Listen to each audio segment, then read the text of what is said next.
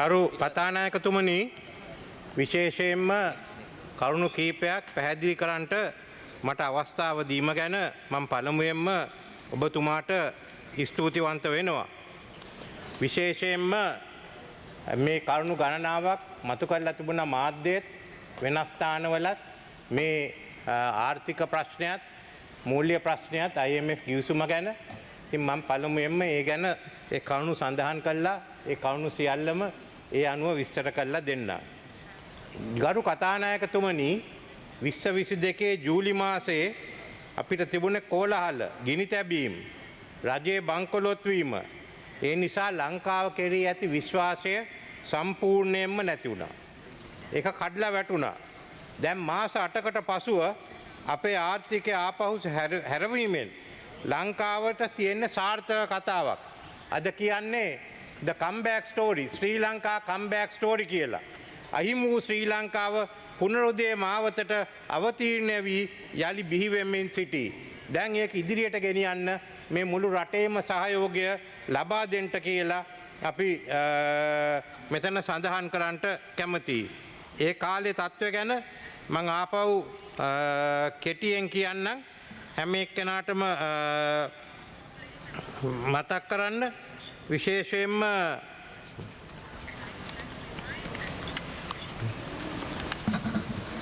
අපි 2019 අගභාගයේදී අපේ බදු කපා හැරීමෙන් දළදේශීය නිෂ්පාදනයෙන් 4% අපිට නැති වුණා.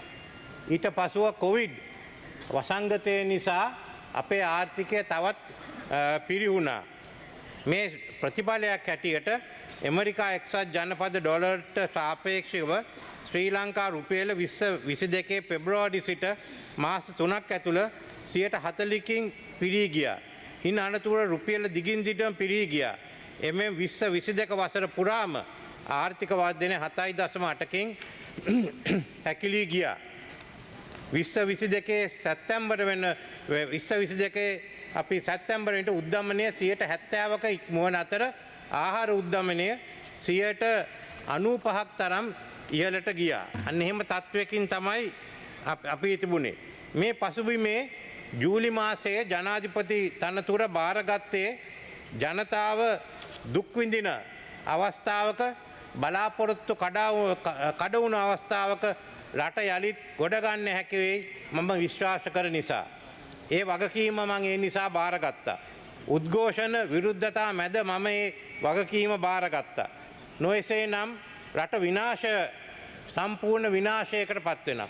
මගේ ගෙදර පුස්තකාලයේ චිත්‍ර ගිනිබත් වලින් විනාශ වුණාට මම ඒකට පසුබට උනේ නැහැ. රට විනාශ නොවි රට ගොඩ ගන්න අපි ක්‍රියා කරා. ඒ නිසා විශේෂයෙන්ම මම කියන්න කැමති ඒ කාලේ වෙනකොට අපිට IMF ශ්‍රී ලංකාවේ මුළු ණය ප්‍රමාණය ඇමරිකන් ඩොලර් බිලියන 83.6යි. ඒකේ විදේශ ණය ඇමරිකන් ඩොලර් බිලියන 41.5යි. දේශීය ණය ඇමරිකන් ඩොලර් බිලියන 42යි. සම්පූර්ණයෙන් බිලියන 83.6යි. මේ වන විට අගවන පැවති සමස්ත ණයතොගයද දේශීය නිෂ්පාදනයෙන් ප්‍රතිශතයක් ලෙස 128කට පත් වෙලා තිබුණා. දෙපාර්ශ්වික පුද්ගලික ණය ආපහු නොගියව නිසා 2022 අප්‍රේල් සිට දෙසැම්බර් දක්වා නොගෙවූ හිඟ ණය ප්‍රමාණය ඇමරිකන් ඩොලර් බිලියන 2.7යි එස්ටිමේට් කර ඇත. විදේශ විනිමය හිඟ උග්‍ර අතට හැරීම නිසා 2022 මැද භාගය වන විට ශ්‍රී ලංකාවට විදේශ වලින් භාණ්ඩ හා සේවා ගැන්වීමට නොහැකි තත්ත්වයක් උද්ගත වුණා. 2022 මැයි මාසයේදී විදේශ ණය වලට අදාළ පොලිය ගෙවීමට අසමත් වුණා. ශ්‍රී ලංකාව ඉතිහාසයේ ප්‍රථම වතාවට තමයි මෙවැනි තත්ත්වයක් අපිට සිදු වුණේ. ආණ්ඩුව එදා බාර අරගෙන ගත්ත අවස්ථාවේදී මට තිබුණේ IMF ලෝක බැංකු ADB සමග සාකච්ඡා ආරම්භ කර මම සැප්තැම්බර් මාසයේදී විස්තීර්ණ ණය පහසුකම් එකඟතාවය විශේෂයෙන්ම IMF සංවිධානය සමග එකඟත්වයකට ආවා. ඒකම අපි ඒ සඳහා අපිට ඒ ගිවිසුම ගැන මම වචන ස්වල්පයක් කියන්න. විශේෂයෙන්ම ඒ විස්තීර්ණ ණය පහසුකම්මට පහත සඳහන් ප්‍රධාන ප්‍රතිසංස්කරණ 6ක් ඇතුළත්. අයන්න ආදායම් පාදක රාජ්‍ය මූල්‍ය ඒකාබද්ධ කිරීම. මේ යටතේ රාජ්‍ය මූල්‍ය ශ්‍රේෂ්ඨට අදාළ ආයතනික ප්‍රතිසංස්කරණ සමාජ ආරක්ෂණ ජාලය ශක්තිමත් කිරීම හා රාජ්‍යාංශයේ ව්‍යාපාර ප්‍රතිසංස්කරණය කිරීමද ඇතුළත්ය. ආයන්න රාජ්‍ය ණය ප්‍රතිව්‍යුහගත කිරීම. ඈන්න මූල්‍ය ස්ථායීතාවයේ ප්‍රතිස්ථාපනය කිරීමත් නම් මේ විදේශ විනිමය අනුපාත ක්‍රමයක් යටතේ විදේශ සංචති ගොඩනැගීම තහවුරු වන ආකාරයට බහුවිධ ක්‍රමෝපායන් ක්‍රියාත්මක කිරීම. ඈයන්න මූල්‍ය අංශයේ ස්ථායීතාවයේ තහවුරු වන ආකාරයට අදාළ ප්‍රතිපත්ති ප්‍රතිසංස්කරණ ක්‍රියාත්මක කිරීම. ඊයන්න දූෂණ තත්ත්වයට පාලනය කිරීම සඳහා අවශ්‍ය ව්‍යුහාත්මක ප්‍රතිසංස්කරණ ක්‍රියාත්මක කිරීම. මම හිතන්නේ ඇමතුමා ඒ කෙටුම්පත දැන් අද නැතහෙට සභාගත කරයි. ඊයන්න ආර්ථික වර්ධනය ඉහළ නැංවීමට අවශ්‍ය ක්‍රියාමාර්ග ගැනීම. මෙන්න මේ අනුව තමයි අපි නද විදේශ ණය හිමියන්ගෙත් මූල්‍යකරණ සහතිකය ලබා ගත්තේ ෆයිනෑන්ෂල් ඉන්ෂුරන්සස්. මේ පියවර ගත්ත නිසා තමයි අපිට මූල්‍යකරණ සහතිකය ලැබුණේ. මූල්‍යකරණ සහතිකය නිසා තමයි විශේෂයෙන් මේක ලබා දුන්න පැරිස් ක්ලබ් හා ඉන්දියාව පොදුවේ ක්‍රියා කළ අපි එක ලබා දුන්නා. ඉන්දියාව ඉස්සෙල්ලා මේ ප්‍රකාශ කරේ. ඒකට ස්තුති වෙනවා. චීනය වෙනම ක්‍රියා කරන්නට බලාපොරොත්තු වෙනවා. එහෙනම් එක අතකින් පැරිස් ක්ලබ් එක සහ ඉන්දියාව සමග අපි සාකච්ඡා කරනවා. අනික් අතින් චීනය සමග සාකච්ඡා කරනවා. මේ සාකච්ඡා වලින් පස්සේ පුද්ගලික නායකරුවන් එක්ක අපිට සාකච්ඡා කරන්න තියෙනවා. මේ ගිවිසුම නිසා අපිට IMF එකෙන් මම ඩොලර් බිලියන 3ක් විතර ඊළඟ අවුරුදු 4 ලැබෙනවා. ඒ වගේම අනික් ආයතනෙත් මුළු ප්‍රමාණය ගත්තොත් මේ අපිට බිලියන 7ක් විතර ලබා ගන්නට පුළුවන්. ඒ මුදල් උවමනයි. ඒකම මේකේ ප්‍රතිඵල දැන්ටම පේනවා. විදේශ බැංකු මූල්‍ය ආයතන විශ්වාසය අපි ආපහු ලබාගෙන තියෙනවා. දැනටම ආර්ථික ස්ථාවරභාවය ඇති වීගෙන යනවා. සමාජ ආරක්ෂණයට වැඩි මුදලක් ලැබෙනවා. ආයෝජකයන් ලංකාව දිහා බලනවා. ඉතින් 16 වතාවක් IMF ගිවිසුම් වලට පැමිණලා අපි සම්පූර්ණයෙන්ම ක්‍රියා කරේ නැහැ. එනේ 17 වෙනි අවස්ථාවේදී ස්ථාවර කර පදනමක් එනකොට අපේ දීර්ඝකාලීන දුර්වලකම් නැති කළා අලුත් වැඩසටහනකට යන්න තියෙනවා. මේකට කරුණු කීපයක් තියෙනවා. එකක් තමයි ණය පිළිබඳ ණය ප්‍රතිව්‍යුහගත කිරීම පිළිබඳ අපිට තියෙන සාකච්ඡා. ඒක අපේ දෝපාර්ශ්වික රටවල් එක්කත් ඒ වගේම පුද්ගලික ණයකරුවන් සමග සාකච්ඡා කරනවා. අපිට උවමනයි මේ ණය ප්‍රතිව්‍යුහගත කරන්න. If we don't restructure the debt, we won't have the liquidity, either in dollars or in rupees for the government to go ahead. එහෙනම් මේවැ තත්ත්වක තියයි බලන්නේ මේ නිසා ආපහු රජයට උවමන ඒ සේවයන් සඳහා මුදල් ලබා ගන්න. ඒ නිසා පළමුවෙන්ම අපිට තියෙන්නේ විදේශ ණයකරුවන් සමග සාකච්ඡා කරන්න. විදේශ ණයකරුවන් එක්ක දැන් සාකච්ඡා ආරම්භ කරන්න බලාපොරොත්තු වෙන්නේ. ඒ වගේ මේ අවස්ථාවේදී එයා කියලා තියෙන්නේ අපිට දේශීය ණය ප්‍රතිව්‍යුහගත කිරීම පිළිබඳත් ඒ ගැන සාකච්ඡා කරන්න කියලා. දැන්ට අන්තිම තීරණ අරගෙන නැහැ. ඒකයි අපේ රාජ්‍ය ඇමතුමත් මහ බැංකුවේ අධිපතිතුමත් කිව්වේ දැන්ට අපි තීරණ අරගෙන නැහැ. ඒත් මේ ගැන සාකච්ඡා කරනකොට අපි තීරණ ගන්න ඕනේ.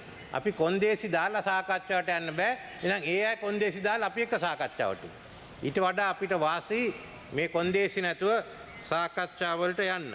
ඒ නිසා විශේෂයෙන්ම මේක කරද්දී අපිට තියෙනවා හැම අංශයක් දිහාම බලන්න. ඒත් කාටියත් හානියක් වෙන්නේ නැහැ. කාටවත් මෙතනින් හානියක් වෙන්නේ නැහැ. සමහර බැංකු කියනවා මේකට මූණ දෙන්න බෑ කියලා. මම කියන්නේ එහෙනම් Taman බාර අරගෙන මේ ආර්ථිකය ගෙනියන්න කියලා. එක අය තුවක්කුවක් දාලා ඔලුවට කියන්න බෑ මේක කරොත් මේක කඩායට එනවා. විශේෂයෙන්ම කොටස් වෙළඳ පොලේ කියනවා කොටස් වෙළඳ පොල කඩාවැටෙනවා කියලා. කඩාවැටුනොත් මම ඒක වහන්න. එච්චරයි තියෙන්නේ. මේක වලට ඇවිල්ලා දැන් කියන්න බෑ මේක හැදලා එනකොට මේ කොන්දේසි ඒ කොන්දේසි ඒව බෑ. අපි මෙතන තීරණය කළා පාර්ලිමේන්තුවට තීරණය කළා අපි කියන්නම් මොකද්ද කරන්න ඕන කියලා. මේකේ තිබුණා මේ ප්‍රශ්නයක් මම දැක්ක අද අහලා තියෙනවා අර්ථසාහිත්‍ය අරමුදල ගැන. මම කියන්න කැමතියි සමාජිකයන්ට අපි හානියක් කරන්න ඉඩ දෙන්නේ නැහැනේ. අපිනේ ආරම්භ කරේ. ඉතින් මේ පිළිබඳව ඊවඟට දරුයතාවයෙන් පෙළෙනු ඇයට දැම්මම අපි වැඩ කටයුතු කරගෙන යනවා. ලෝක බැංකුව දැන් මුදල් දීලා තියෙනවා. ලෝක බැංකුව කියන්නේ විශේෂයෙන්ම මේ අය ගැන බලන්න ඕනේ. දිය යුත්තන්ට දෙන්න. ඒත් සුදුසුකම් නැති අය ඉවත් කරන්න. අන්න ඒක අපි කරන්න ඕන. අපි හැම එක්කෙනා මේක පිළිගන්න. අපි අලුත් ආරක්ෂක ජාලාවක් අපි ඇති කරන්න ඕන. ඒකයි අපි බලාගෙන කරන්න ඉන්නේ. විශේෂයෙන්ම අපිට උවමනායි මේ අවස්ථාවේදී මූල්‍ය ස්ථාවර භාවයක් ඇති කරන්න. ඒ වගේම අඩු ආදායම් ලාභීන් ආරක්ෂා කරන්න. Protect the vulnerable and have financial stability. ඒ නිසා අපි දැන් මේ සාකච්ඡා පටන් ගන්න තියෙන්නේ. ඒ පටන් ගන්නේ අර පැරිස් ක්ලබ් ඉන්දියාව එක්ක ඒකාබද්ධව සාකච්ඡාව එක වේදිකාවක කියන්නේ වන් ප්ලැට්ෆෝම් චීන එක්ක වෙනම කරන්ට යන්නේ. ඒ පිළිබඳව ගත යුතු පියවරත් මම මෙතන කියන්න කැමතියි. මොකද මේ ගැන හංගන්න උවමනා නැහැ. අපිට පියවර ගණනාවක් අරගන්න තිබෙනවා. Let me read it out in English.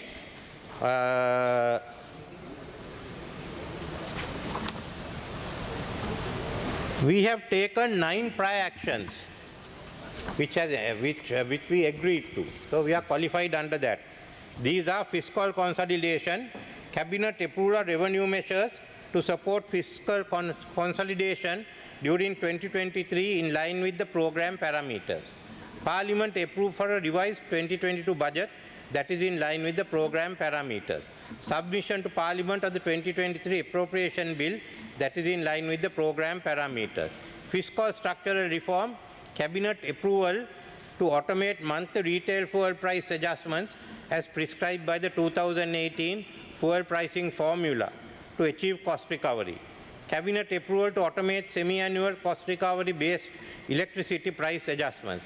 Multiple pillars. Cabinet approval of a new Central Bank Act with amendments from the bill submitted to Parliament in November 2009 in consultation with the IMF staff.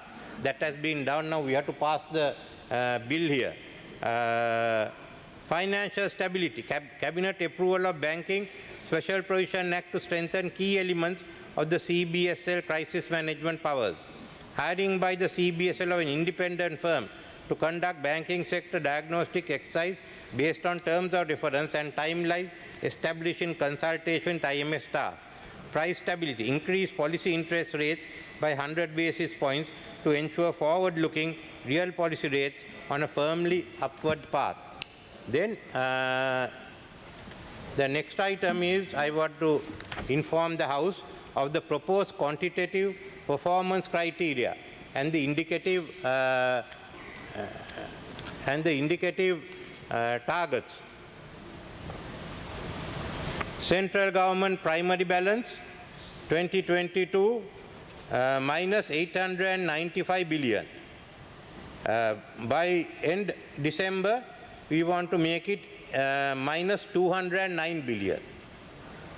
The net official international reserves, US dollars million 3,540,000 minus. By end December, we want it to be minus 1,592,000. Net credit to the government of the CBSL rupees 2,834 billion. By end December, it should be 2,740 billion. The stock of expenditure areas of the central government 2022 60 billion, it will be 30 billion. Central government tax revenue flow 2022, it was 1,751,000. End March was 650 billion, but I must say we have fallen short in some areas like customs because actually the imports have been reduced. But on the other hand, in some of the tax areas, direct taxation, we have increased it. The tax revenue, finally, the target for the end of the year is 2.9 billion. Social spending by central government, 142 billion 2022, 187 billion by end of 2023. The Treasury guarantee ceilings was 1.159 trillion last year. It will go up to 1 trillion 700 billion. Then I would like to tell you the structural benchmarks required for macroeconomic adjustment. Parliamentary approval for a new Central Bank Act, which will table in Parliament next month. Completion of assets quality review component of bank diagnostic exercise for the 2 largest state-owned banks and the 3 largest private sector banks.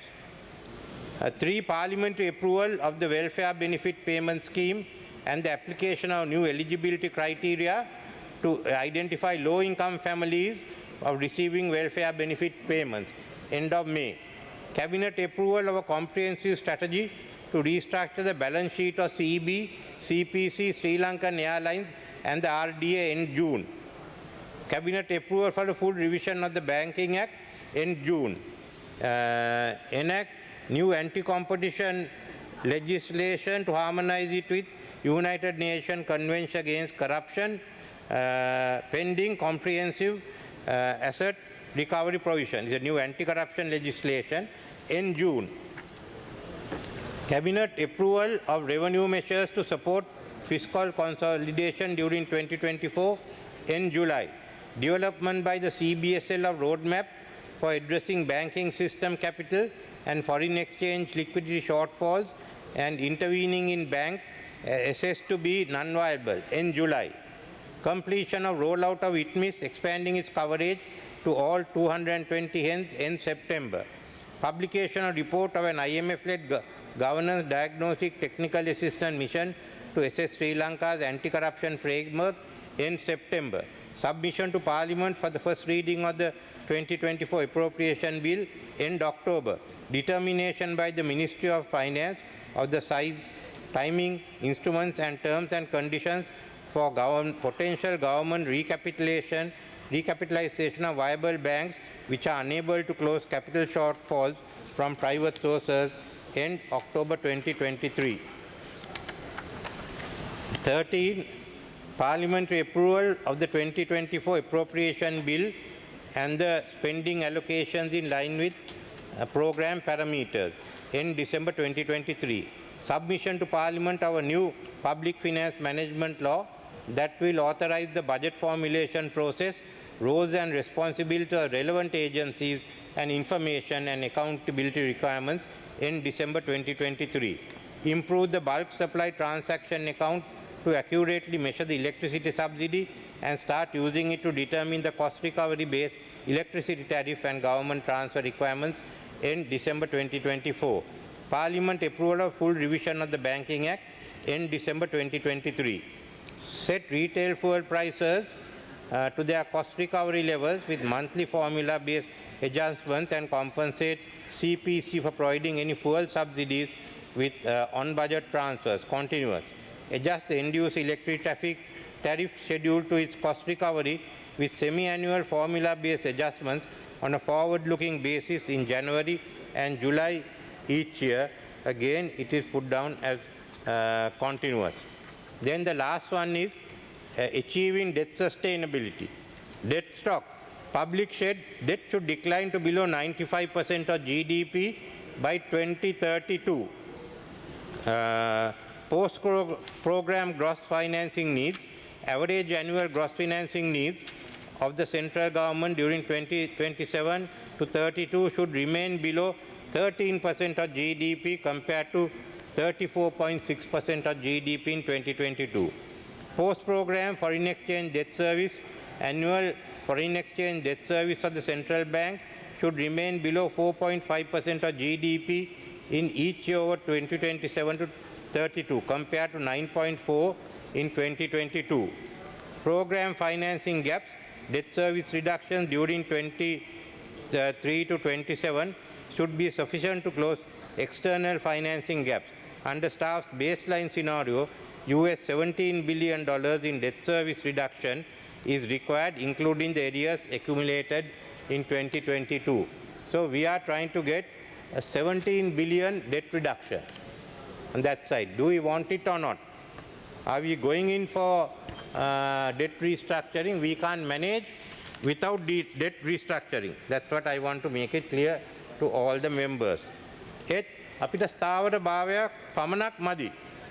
අපිට ඇත්ත වශයෙන්ම අපි බැලුවොත් මේ කාලෙදී 2019 නාමික දළදේශීය නිෂ්පාදනය එක්සත් ජනපද dollar බිලියන 89ක් පමණ විය. යළිත් 2019 පැවති ප්‍රමාණයට දළදේශීය නිෂ්පාදනය ළඟා වනුයේ 2028 දී. ඒ යන්නේ 3% වර්ධන වේගය එක්ක. ඒ බැවින් ශ්‍රී ලංකාවට අවුරුදු 9ක ජාතික ආදායම අහිමි වෙන්න පුළුවන් අපි 3% වර්ධන වේගයේ සිටියොත්. ශ්‍රී ලංකාවේ ඒ වගේම ශ්‍රී ලංකා ආර්ථිකය 2023 දී 3%කින් පමණ පහළ යාමට නියමිත බව දක්වා ඇත. ආර්ථික ධනාත්මක භාවයේ දිශාවට තහවුරු වීම අපේක්ෂා කළ හැකි වන්නේ 2023 අගකාර්තුවේය. 2019 සිට අඩුතරමින් 3%කින් හෝ 7%ක වර්ධන වසර 9ක් තුළ පැවතියේ නම් අපගේ දළදේශීය නිෂ්පාදනය ඩොලර් බිලියන 110කි. එහෙත් අපි 5%කට ගියොත් ඒක ඩොලර් බිලියන 130යි. අපි බලන්නේ ඇත්ත වශයෙන්ම පළවෙනි අවුරුදු 2-3 දී අපිට 3%ක 4%කට යන්න වෙයි. ඊට පස්සේ අපි මේ කාල සීමාව තුළදී අඩු ගානේ 6%ක 7%ක වර්ධන වේගයෙන් යන්න තියෙනවා. ඒ වර්ධන වේගය යන්නේකට අපේ මේ සභාවේ මේ දෙපැත්තෙම අය එකඟ වෙන්න කියලා මම අහනවා. මේක මේ 7%ක් අපිට 8%ක් කරන්න පුළුවන් නම් ඒ අවස්ථා තියෙනවා. ඒ සඳහා තමයි මේ සම්පූර්ණ නීති ප්‍රතිව්‍යුහගත කරන්නේ. රීස්ට්‍රක්චරින් ෆොර් ග්‍රෝත් අපිට සමහර නීති ඉවත් කරන්න තියෙනවා. සමහර අපෙන් අහනවා ඒ සංස්ථා විකුණන්නේ. ඒ සංස්ථා ඉවත් කරන්නේ. මීට වඩා හොඳට ක්‍රියාත්මක කරන්න පුළුවන් පුද්ගලික අංශයෙන් ඒක බාර දෙන්න. ඒ වගේම තමයි එක කොන්දේසි අපි දාලා අවුරුදු 25ක් 30ක් තුල අපි විවිධ සීමා පැනෙව එක අමාත්‍යංශ කැමති වුණේ විදියට. අපි දැන් ආර්ථිකයේ දිහා බලලා තියෙන සීමා කොමක්ද ඉවත් කරන සීමා කොමක්ද කියලා අපි